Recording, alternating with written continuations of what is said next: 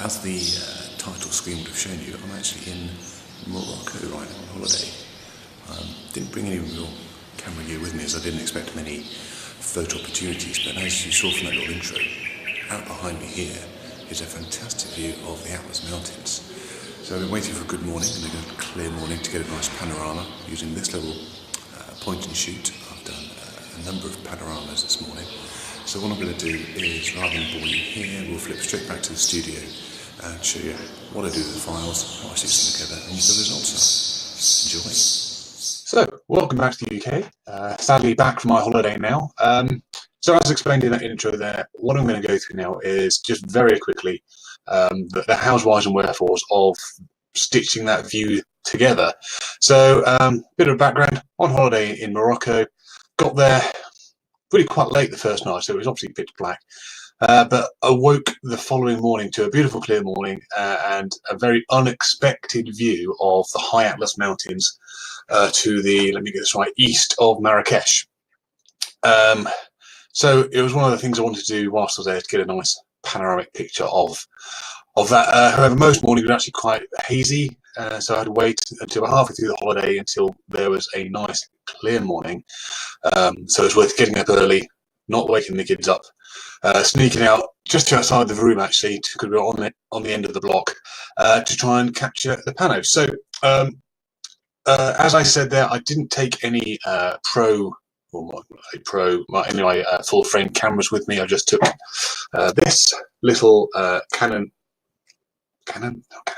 this Nikon P7700 Coolpix point and shoot, and this is what I usually use for filming my other YouTube videos with. So it's a good little camera, 12 megapixels, but you know, it has its limitations. Very small sensor. So what I did was to shoot panoramas, and a panorama in this way is just a row of images that you can stitch together after the fact. So as you can see here, I've put all the pictures I took into Adobe Lightroom. I've put them in a collection so they're easy to manage, and I've color coded each sort of set. So this first set at the top, believe it or not, that horrible brown color is actually a yellow, and as you can see, as the sort of time went on and light got brighter, I actually took more photos. I zoomed the lens further out to get a closer crop onto the mountains and took more pictures to get more overlap. So if we just look at this first yellow set, you can see this is out to the left. You can just see the drinks and snack bar at the water park, which was fun, by the way. All the way across to the JCB there, where the guys during the day were working on the fields there. And if we go, you know, and as the next set along, I mean, they're quite flat looking because they are raw files. But you know, you get the idea. You capture the whole sweep of the view in front of you. If you look top left on the screen, you will see that file name has enhanced.dng, and what I've done there is open this. You can go to the enhanced details setting, and what that does, it reinterpolates the raw file to try and eke out extra little bit of detail. 99% of the time I've tried it, I've not really seen any improvement, certainly not on my Z6 or T600 files, or indeed any other Nikon DSLRs I've had it in the past. But you know, as I said, tiny little sensor on this wee little camera, so trying to get as much detail as I possibly can, so shooting raw using enhanced details.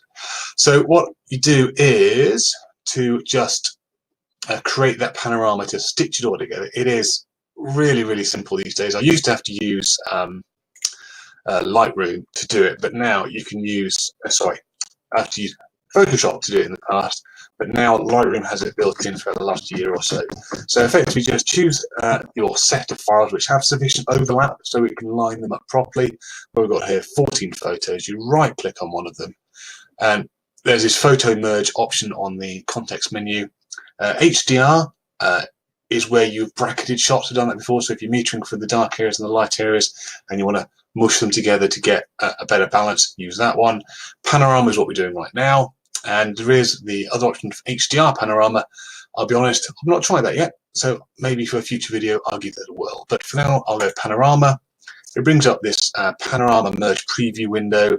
It does an initial set of sort of low-res stitching to see what it can do with what you've given it, just to make sure it's possible. And there you go, it gives you a preliminary projection, if you like. There's 3 options here: spherical, cylindrical, perspective. Again, 99% of the time it's going to be spherical or cylindrical. It gives you a little preview. In this instance, it doesn't make a lot of difference.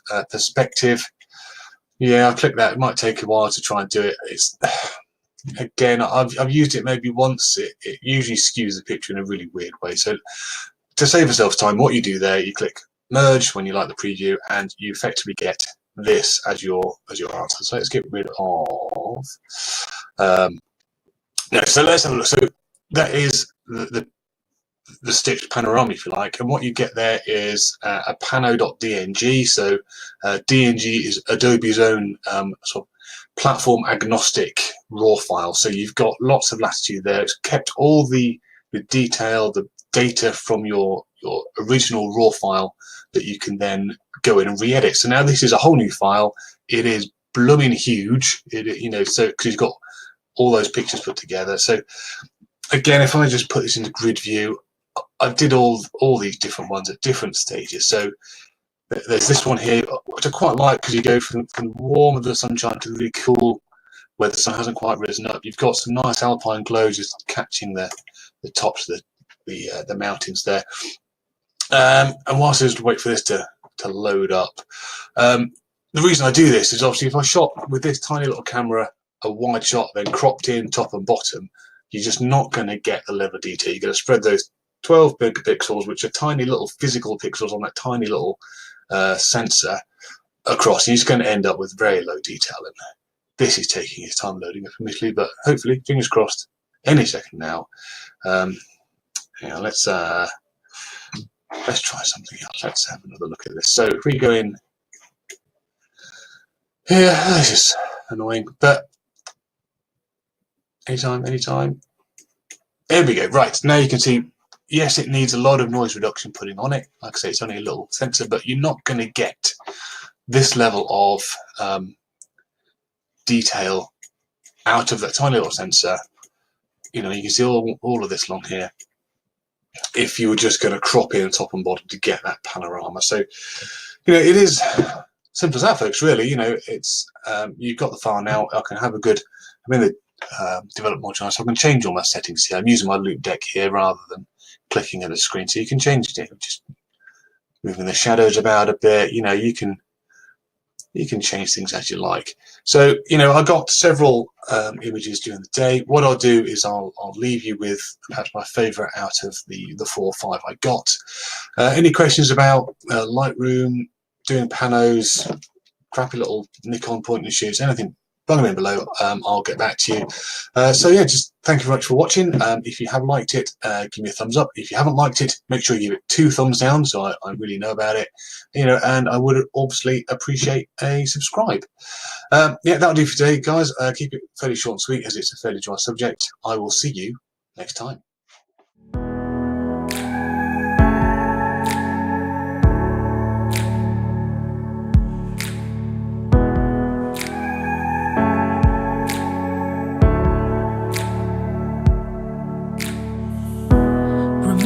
Time we were standing on the rooftop,